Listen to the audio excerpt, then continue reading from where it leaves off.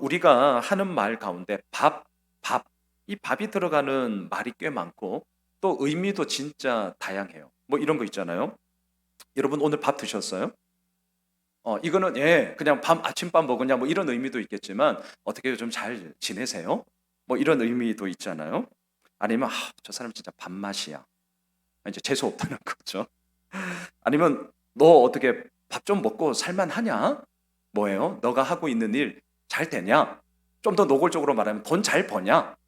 밥 먹고 살만하니? 뭐 이런 얘기 있죠. 아니면 또 이런 거 어때요? 야, 밥은 먹고 다니냐? 어떻게 하는 일들이 좀 어려움 없냐? 뭐 어떻게 되는 거야? 뭐 이런 것 아니겠죠. 이런 거죠. 밥 한번 같이 먹읍시다. 뭐예요? 다음에 보자는 거예요. 잘 가. 뭐 이런 의미가 되는 거죠. 아니면 내가 밥 살게. 이제 좋은 일이 있다는 거죠. 아니면 이런 것도 있잖아요. 야, 밥이 넘어가냐? 예, 지금 막 그럴 밥 먹을 때가 아니라는 거죠. 되게 위급할 때라는 거 아니겠습니까? 밥 먹고 가. 뭐죠? 좀 더 우리 얘기 좀 하자. 아니면 꼭 시간 내서 우리 같이 한번 보자. 뭐 하여튼 이런 의미예요. 자, 밥을 얘기를 하지만 사실은 그냥 단지 먹는 밥이 아니라 그 밥에 담겨져 있는 의미가 너무너무 다양합니다. 자, 제가 왜 오늘 설교의 서론을 이 밥 얘기로 시작하냐? 오늘 본문이 마찬가지예요. 아나니아를 부르고 계십니다. 그런데 지난주 다메섹으로 가고 있던 사울의 부르심과 비교를 하면 같은데 달라요. 자, 같은데 달라요. 자, 뭐가 같냐? 예수님이 부르시는 것은 같아요. 그런데 달라요. 뭐가 다르냐? 그 부르심에 담겨져 있는 의미가 마치 밥처럼 다르더라고요. 지난주 우리가 보았던 사울의 부르심은 무엇이 담겨져 있느냐? 회심이었습니다. 사울아 사울아 네가 어찌하여 나를 박해하느냐? 라는 이 부르심은 사울에게 회심이었습니다. 예수를 믿는 자들을 박해하는 자에서 이 회심의 사건은, 이 부르심은 이제 예수를 전하는 자로 그의 인생을 살아가는 180도 바뀌어지는 전환점이 되었죠. 하지만 오늘 본문에 나오는 아나니아야, 이렇게 아나니아를 부르시는 예수님의 부르심은 회심이 아니라 사명이었어요. 자, 제가 좀 더 정확하게 말하면 하기 싫은 것을 해야 하는 사명이 이 부르심에 담겨져 있었습니다. 자, 오늘 본문 10절로 가보십시오. 그때에 다메섹에 아나니아라 하는 제자가 있더니 주께서 환상 중에 불러 이르시되 아나니아야 하시거늘 대답하되 주여 내가 여기 있나이다 하니. 여러분, 예수님이 사울을 부를 때는 사울아 사울아 두 번이나 불렀습니다. 상대의 이름을 두 번이나 부른다는 것은 그만큼 친밀해지고 싶다, 친하게 지내고 싶다라는 친밀함의 표현이다라고 제가 말씀을 드렸어요. 자, 예수님은 이처럼 친밀함의 표현으로 사울을 두 번이나 불렀단 말이죠. 그런데 오늘 본문은 어떠냐? 한 번만 불러요. 아나니아야, 이렇게 한 번만 부릅니다. 여러분, 왠지 서운하지 않으세요? 사울에게는 친밀해지고 싶다, 나 친하게 지내고 싶어, 이런 마음으로 두 번이나 불렀는데 아나니아는 꼴랑 한 번만 딱 부르고 더 이상 부르지 않는단 말이죠. 우리는 이런 것을 볼 때 왜 이러지? 하나님 사람 차별하시나? 누구는 두 번 부르고 누구는 한 번 부르고 괜히 좀 섭섭하고 그러네. 우리 이런 생각이 든단 말입니다. 여러분, 흔히 이런 얘기가 있습니다. 사람 봐가면서 부르네. 자, 어떤 의미예요? 좋은 의미 아니에요. 우리가 쓰는 말 속에 뭐야 사람 봐가면서 불러? 이거 결코 좋은 의미로 쓰는 게 아니거든요. 근데 제가 역설적으로 말할게요. 오늘 본문에서 하나님은 사람 봐가면서 부르세요. 자, 이제 이게 무슨 말이냐? 자, 우리는 분명 좋은 의미로 쓰는 말 아니에요. 그런데 오늘 본문에 보면 하나님은 사람 봐가면서 부르세요. 자, 제가 좀 더 정확하게 말할게요. 예수님은 우리를 부르실 때 막무가내로 부르시지 않으십니다. 지금 내가 처해 있는 상황이 어떠한가? 모든 형편을 살펴보시는 가운데 봐가면서 그 모든 상황들을 살펴보면서 우리를 부르시는 거죠. 그래서 하나님은 사람 봐가면서 부르세요. 자, 사울을 보십시오. 예수님이 왜 두 번이나 사울의 이름을 부르셨을까? 그것은 예수님과 친하지 않았기 때문입니다. 예수님과 친하질 않아요. 아니, 사울은 예수님을 믿지 않습니다. 예수의 옛자도 듣기 싫었습니다. 그래서 예수 믿는 성도들을 박해하고자 주동자로 그의 삶을 살았던 것입니다. 사울의 형편이 이러했기 때문에 예수님은 사울을 친하게 지내고 싶은 마음으로 사울아 사울아 두 번이나 부르셨단 말이죠. 그런데 오늘 본문의 아나니아는 어때요? 달라요. 한 번만 불러요.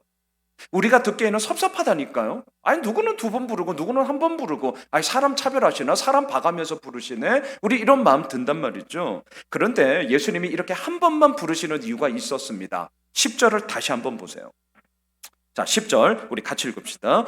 그때에 다메섹에 아나니아라 하는 제자가 있더니 주께서 항상 한상 중에 불러 이르시되 아나니아야 하시거늘 대답하되 주여 내가 여기 있나이다 한. 지금 아나니아는 어떤 사람이에요? 맞습니다. 이게 중요한 거예요. 지금 아나니아는 이미 제자로 서 있어요.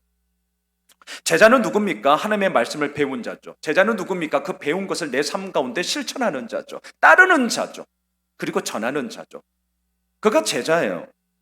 더욱이 25년이 지난 후에 사도 바울이 이때에 경험했던 사건을 회상하면서 그때 아나니아에 대해서 이렇게 얘기를 합니다. 자막을 보십시오. 사도행전 22장 12절 같이 읽읍시다. 율법에 따라 경건한 사람으로 거기 사는 모든 유대인들에게 칭찬을 듣는 아나니아라 하는 이가 어떻습니까?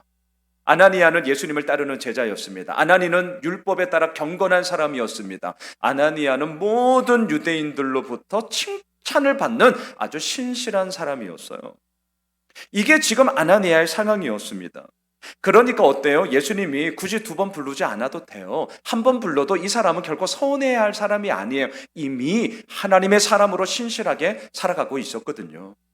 그리고 그 이름의 뜻이 뭐냐? 여호와의 은혜는 깊으시다. 이게 아나니아의 이름의 뜻이에요. 그 이름 뜻대로 그는 이미 그렇게 살아가고 있었던 자입니다. 결코 서운함을 느끼지 않는 예수님의 제자였습니다. 제가 제자반때 종종 이런 얘기를 합니다. 여러분, 누가복음 15장에 탕자의 비유 너무 잘 아시죠? 첫째 아들, 둘째 아들 나오잖아요. 우리는 몇째 아들이라고 생각하세요? 지금 상황에서 제가 볼 때 적어도 예수오매실교회 다니시는 분들 이 정도면 첫째 아들이세요. 여러분, 둘째 아들로 착각하지 마세요. 우리가 예전에 그랬던 적이 있죠. 하지만 그렇게 신앙의 연수와 신앙의 생활을 하면서 이제 우리는 둘째 아들의 내 자신을 대입하시면 안 됩니다. 우리 둘째 아들 수준 뛰어넘었어요. 우리의 고민은 첫째 아들이에요. 아버지와 함께 있거든요. 안 기뻐. 지금 우리 모습이잖아요. 하나님을 믿어. 안 기뻐. 오히려 상대를 향하여서 둘째 아들을 향하여서 신랄한 비판이 더욱더 많아져. 여러분, 저를 포함하여 우리 모두 첫째 아들이에요. 첫째 아들의 고민을 가지고 우리가 주님 앞에 서야지 언제나 탕자의 이야기로 우리 자신을 대입하지 마십시오. 우리 그런 수준을 뛰어넘었어요. 자, 아나니아는 제자예요. 신실한 자예요. 경건한 자예요. 모든 유대인들로부터 칭찬받는 자예요. 한 번 주님께서 부르심에 누구는 두 번 부르고 나는 한 번 부르고 뭐예요? 이 정도 수준이 아니란 말이에요. 이것을 뛰어넘어 지금 신실하게 살아가고 있는 아나니아죠. 자, 오늘 첫 번째 포인트. 예수님은 가장 최선의 때에 가장 최선의 것으로 우리를 부르십니다. 이걸 잊으시면 안 돼요.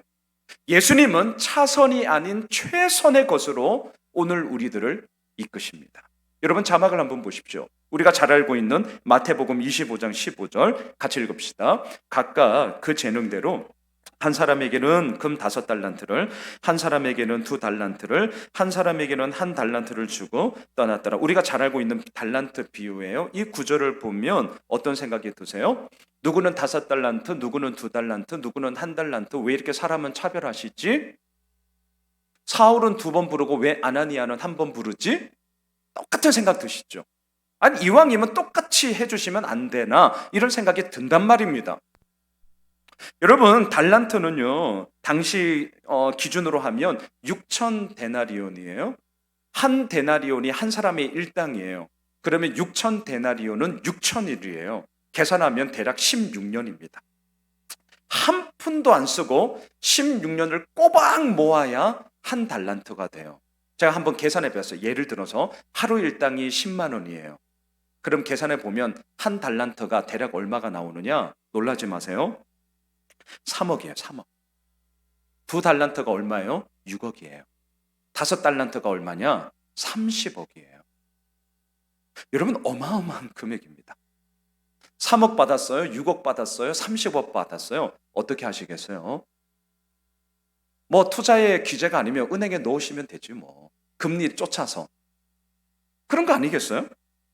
자, 우리는 질문하게 됩니다. 지금 주인은 왜 종들에게 같은 달란트가 아닌 다른 달란트를 줬는가? 이것에 대해서 우리는 불평등하게 생각을 한단 말이죠. 근데 15절 다시 한번 띄워주세요. 자, 15절을 잘 보시면 시작하는 부분에 그 이유가 나옵니다. 어떻게 시작합니까? 각각 그 재능대로. 자, 여기서 스탑하죠. 이 말이 어떻게 들리세요? 각각 그 재능대로. 어떻게 들리세요? 어떻게 이해하세요?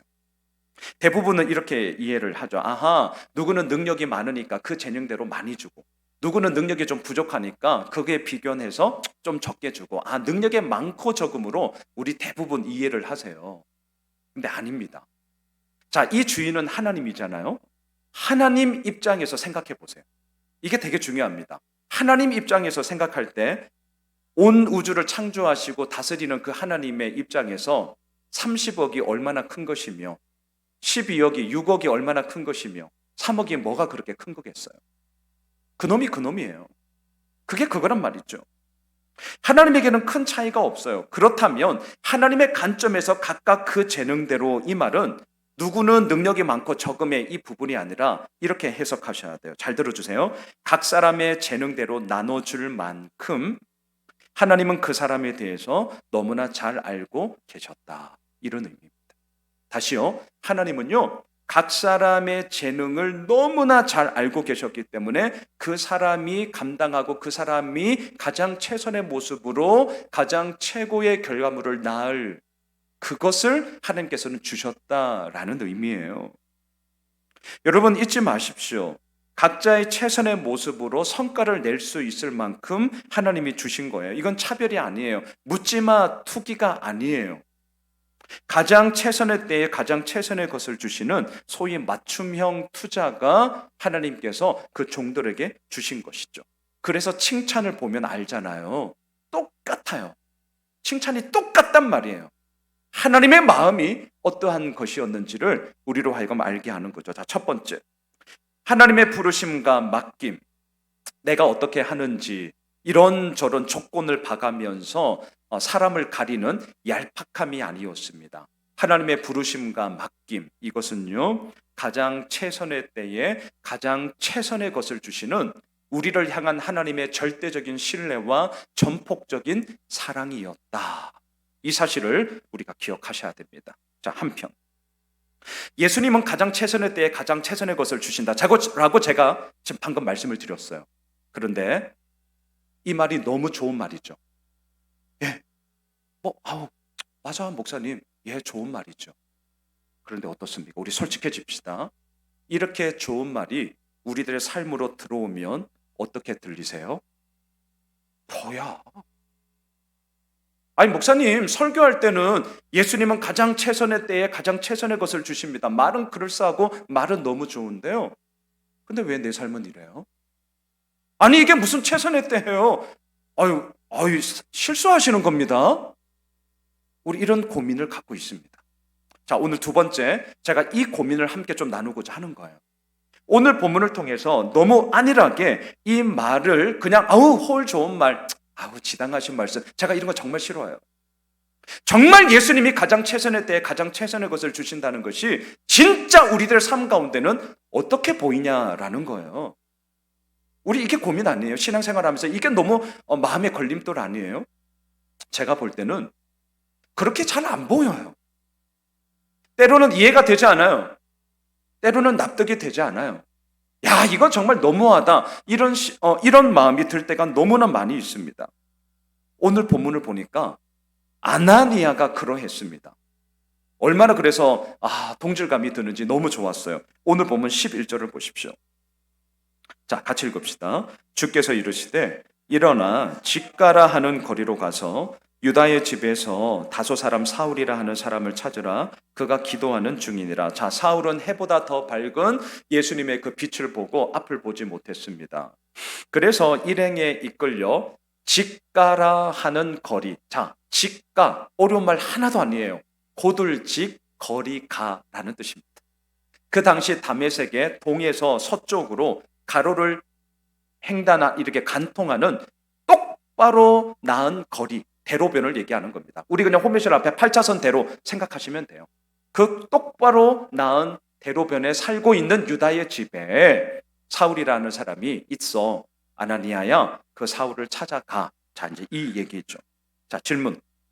예수님의 이 부르심에 아나니아가 어떻게 했을까요? 1번 순종했다. 2번 거부했다. 몇 번? 이제 이런 거 좋아해요. 완전 의견이 분분해요. 자, 13, 14절을 보시죠. 같이 읽읍시다. 아나니아가 대답하되 주여 이 사람에 대하여 내가 여러 사람에게 듣사온즉 그가 예루살렘에서 주의 성도에게 적지 않은 해를 끼쳤다 하더니 여기서도 주의 이름을 부르는 모든 사람을 결박할 권한을 대제사장들에게서 받았나이다 하거늘. 예수님의 부르심에 대놓고 싫습니다. 거부하진 않았어요. 하지만 지금 아나니아의 이 대답 속에는 뭐가 담겨져 있어요? 나는 안 갈랍니다. 아주 완곡하게 거부하고 있습니다. 저는 성경을 읽을 때 이런 게 너무너무 좋아요. 우리가 이제 제자반 2학기 때 이제 주일반 또 목요반은 이제 이번 주면 종강을 하는데요. 2학기 때 제가 너무너무 좋은 하나의 챕터가 있습니다. 그게 뭐냐면 순종을 말하기 전에 조정이라는 단계가 있다는 것을 저는 너무너무 좋아해요. 우리가 종종 실수하는 게 있습니다. 왜 순종하네? 답을 딱 들이대면 우리가 진짜 할 말이 없어요. 답인 걸 알거든요. 그런데 내 마음에서는 그 길이 안 돼요. 그렇게 내 발이 안 나가요, 선뜻. 그런데 교회에서는 목사들은 순종해! 복받아. 그 말 맞아요. 궁극적으로 맞습니다. 하지만 그 말이 내 삶 가운데 도출되기까지 과정이 있잖아요. 과정이 있잖아요. 애들이 고등학교 수학 상하를 해야 수학 원투를 하고 미적분을 하고 기하를 하고 그거 못하면 확통을 하고 뭐 이렇게 되는 거 아니겠습니까? 그런데 다짜고짜 야 미적분 풀어. 그걸 어떻게 하냐고요.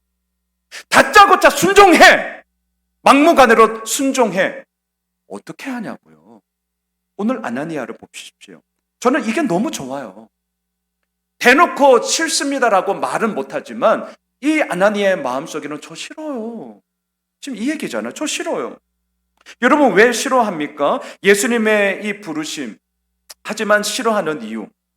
오늘 아나니아는 말합니다. 사울은 예루살렘에 있던 예수 믿는 성도들을 박해하는 것도 모자라 250km 떨어진 이 동네까지 와서 예수 믿는 자를 체포해서 잡아가려고 합니다. 이게 말이 됩니까? 그런 사울에게 내 발로 찾아간다는 것은 마치 고양이 앞에 생선을 녹는 격과 똑같은 어리석은 짓인데 미쳤습니까? 내가 그 길 가게? 지금 이 마음이잖아요. 여러분 아나니아의 이 말 합당한 말이에요. 맞는 말이라고요. 맞는 말. 누구나 다 납득이 되는 말이에요. 그렇기 때문에 사울을 찾아가라. 예수님의 이 말씀에 부르심에 싫습니다. 아나니아는 뻗팅겨요. 저는 이런 게 좋더라고요. 뻗팅겨요.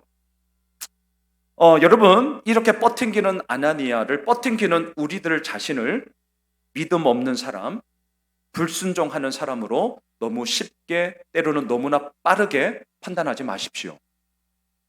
우리 자신에게도 저 당부드리고 싶습니다.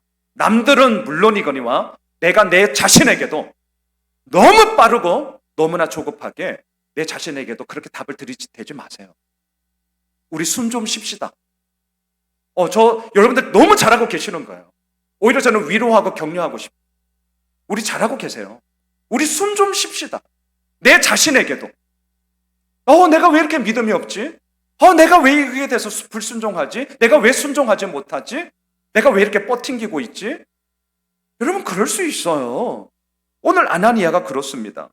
자막을 한번 보십시오. 레위기 10장 19절, 지난 수요일 날 제가 나누었던 말씀인데요. 우리 같이 한번 읽읍시다.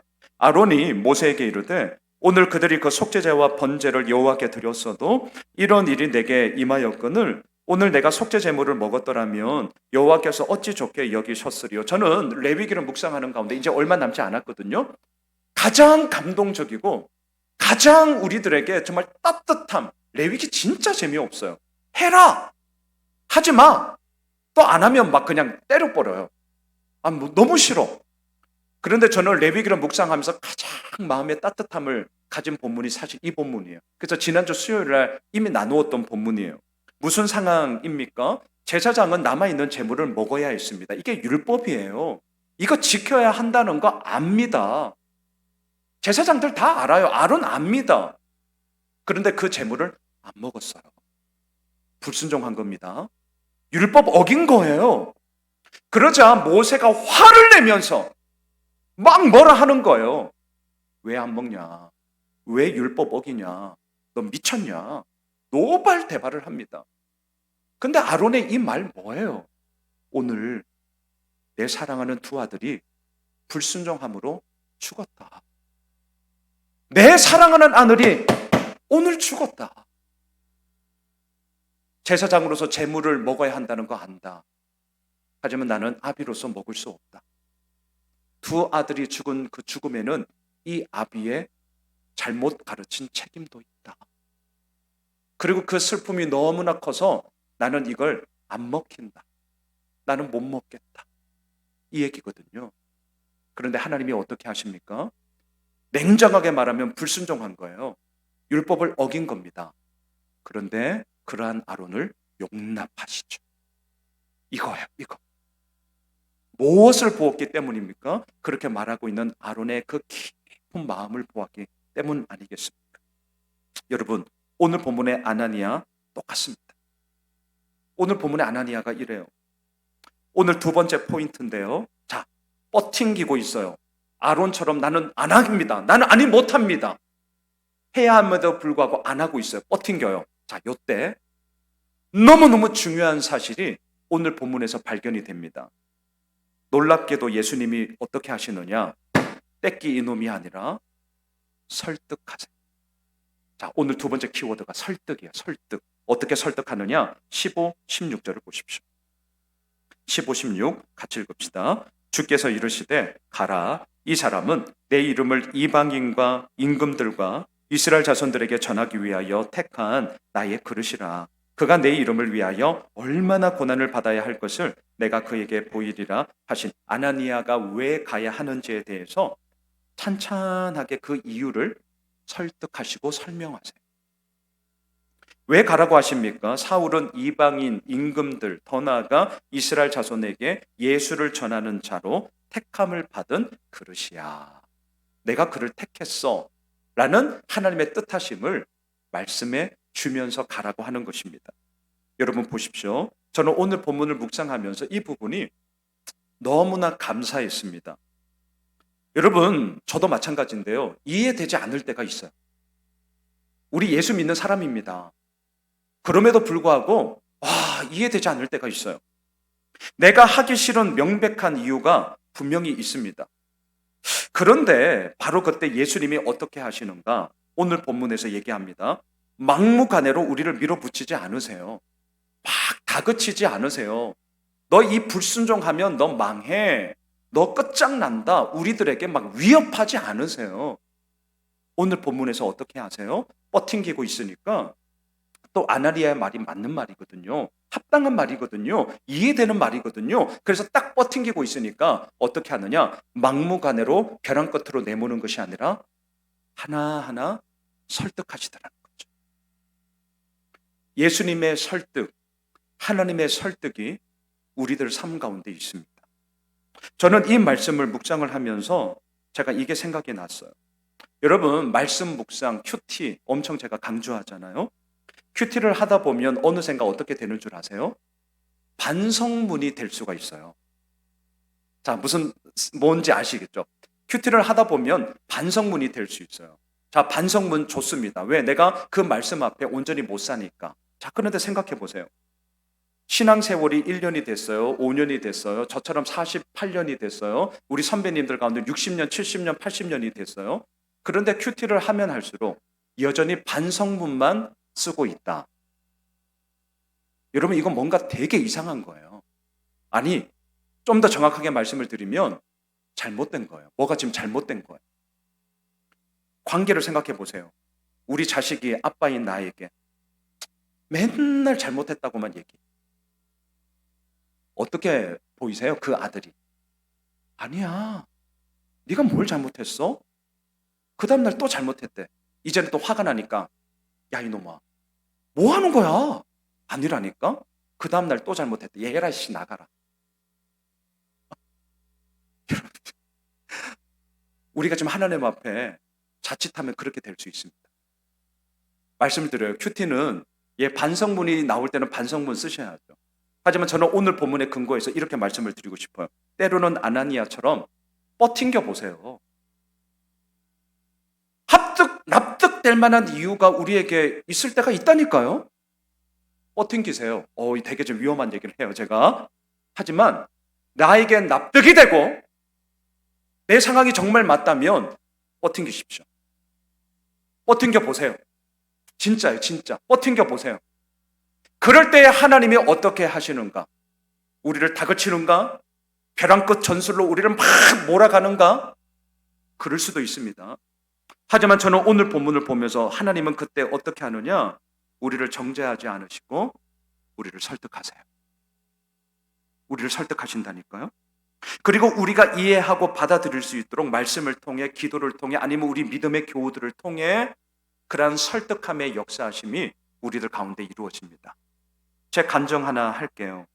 2017년 11월 19일 제가 다이어리를 찾았어요. 저희 교회가 개척하고 2달 지났을 때에 우리가 첫 번째 비전 수련회를 했습니다.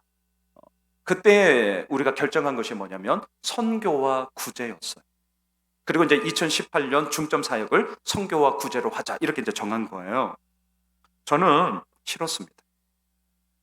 저는 정말 내키지 않았어요. 아무리 선교와 구제가 좋은 거죠. 선교와 구제 좋은 거예요. 교회의 중요한 한 사역임에 분명합니다. 하지만 교회를 개척하고 이제 2달 되었어요. 이제 꼴랑 2달 된 거예요. 담임 목사 마음에 뭐가 고민이겠어요? 월세는 앞으로 제때 낼 수 있을까? 함께하고 있는 우리 사역자님들 사례는 제때 줄 수 있을까? 아직 교회가 필요한 것들 많았어요. 2달 됐을 때란 말입니다. 살림 살다 보면 여기저기 필요한 게 얼마나 많아집니까? 그때 그러면 어느 정도 재정이 그래도 있어야 그 상황 가운데서 우리가 이겨나갈 수 있는 것 아닌가? 근데 뭐냐? 개척한 지 꼴랑 2달 된 교회가 내년도 중점 사역을 선교와 구제 그럼 퍼줘야 되잖아. 야, 너 못 가지고 있잖아요. 다 줘야 되는 것 아니에요. 야, 뭐야? 야, 목사와 성도들 간에 이 체감 온도가 이렇게 큰가? 아니면 나 혼자만 아둥바둥하면서 뭔가 내가 막 이렇게 닥달하고 있는 건가? 뭐 이런 마음의 어려움과 불편함이 저 엄청 많았어요. 고민하고 있었습니다. 이거 어떻게 해야 되는 거지?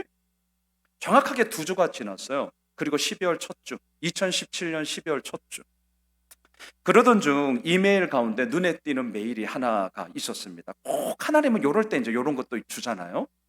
목동에서 사역할 때 후배 사역자였는데 그 친구는 그때부터 나는 아프리카 선교 갈 겁니다. 그러면서 진짜 준비한 친구예요. 그래서 제가 그때 얘기했거든요. 야, 내가 담임 목사 되면 너 꼭 후원해 줄게. 그때는 그냥 던진 얘기인데 몇 년 만에 메일이 딱 온 거예요. 반가웠어요. 하지만 불길했어요. 그런 거 아시죠? 이 메일을 열면 분명히 뭔가를 내가 해야 된다. 아주 불길한 예감이 들면서 그래도 너무 몇 년 만에 선교 소식을 보내온 거야. 제가 안 열 수는 없었습니다. 열었습니다. 뭐 아니나 다를까 저의 불길한 예감은 정확하게 들어맞았습니다. 내용인즉 파송받은 교회에서 이런저런 이유로 인하여 이제 그 연말에 끊기게 되었다. 그래서 목사님 기도해 주십시오. 뭐 이런 거였습니다. 자, 2주 전에 비전 수련을 통해서 선교와 구제라는 사역이 결정이 되었잖아요. 마음에 정말 부대꼈거든요. 뻗팅겼거든요. 그런데 제가 이 메일을 보면서 알았습니다.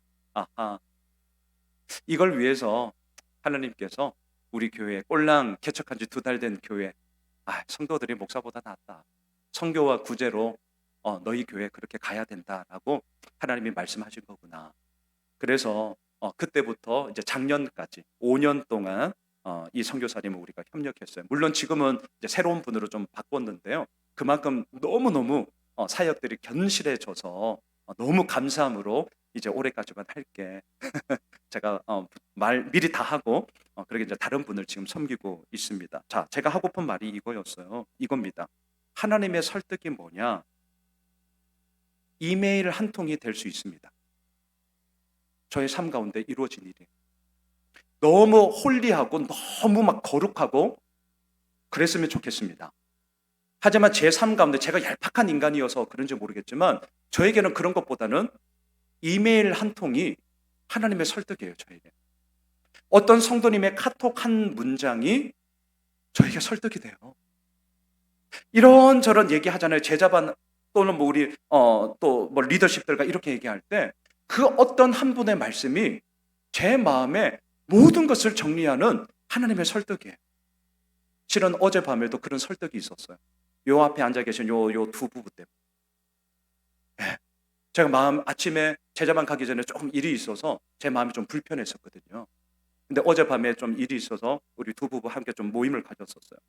얘기를 하는데 정확하게 하나님의 설득이 정미영 집사님의 그 말에서 나온 한 단어 때문에, 그런 류의 얘기는 아니었지만 저에게는 그렇게 들렸어요. 그럴 수 있겠다. 하나님의 이게 설득이에요. 말씀을 정리하겠습니다. 제가 오늘 주보에 이런 걸 썼어요. 권위주의와 권위 어떻습니까? 우리 다 알고 있는 얘기예요. 권위주의는 나쁘지만 권위는 있어야 된다. 우리 이런 얘기 진짜 많이 하잖아요.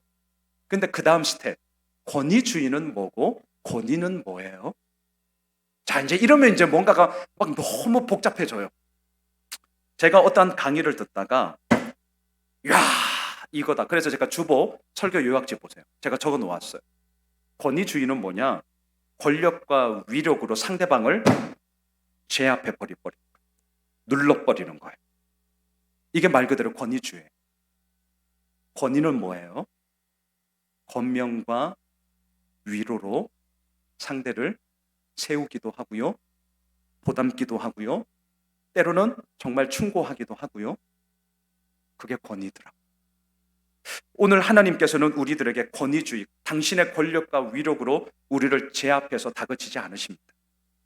하나님은 당신의 권위로, 권명과 위로로 설득하시면서 우리로 하여금 충분히 그 자리 가운데 서 있어야 함을 이끄시는 하나님이세요. 사랑하는 예수 오미실 가족 여러분, 사울아 사울아, 왜 사울은 2번 부르고 아나니아야 왜 아나니아는 한 번만 부르나, 왜 나는 한 번만 부르나, 섭섭해하지 마세요. 왜 우리에게 이제는 한 번만 부르는 줄 아세요? 제자였기 때문입니다. 이미 신실한 자로 살아가고 계시기 때문이라니까요. 여러분, 나 자신을 너무 가소평가하지 마세요. 물론 그렇다고 가대평가하지도 마세요. 잘하고 계시는 거예요. 제자로서 우리가 주님의 앞에 신실한 자로 잘 살고 계시는 거예요. 이제는 섭섭해하지 마세요. 우리 서운해하지 맙시다. 하나님은 차선이 아닌 최선의 것으로 우리들에게 주십니다. 때로는 뻗팅길 때가 있습니다. 정말 내 생각이 맞다. 그럴 때가 있습니다. 진짜 그 생각이 맞을 때가 있어요. 그런데 하나님의 뜻하심에 부합하지 않을 때 하나님은 어떻게 하느냐? 우리를 설득하신다니까요. 차선이 아닌 최선의 것으로 우리에게 주시고요, 권명과 위로로 우리를 설득하심을 통하여서 당신의 뜻이 우리들의 삶 가운데 이루어지게끔 하신단 말입니다. 우리 공동체가 이러했으면 좋겠습니다. 권위주의가 아닌 권위로, 우리 권명과 위로로, 차선이 아닌 최선의 모습으로 우리가 함께 예수 그리스도의 제자로 서 있을 때 너무나도 놀라운 하나님의 역사하심이 아나니아와 사울의 만남을 통하여 이루어졌던 것처럼 우리들의 만남을 통하여 그렇게 하나님은 당신의 일을 이끌어 가실 것입니다. 바라기는 이러한 귀한 하나님의 역사의 이야기가 우리의 삶 가운데 더욱더 풍성히 넘치시길 주님의 이름으로 축복합니다.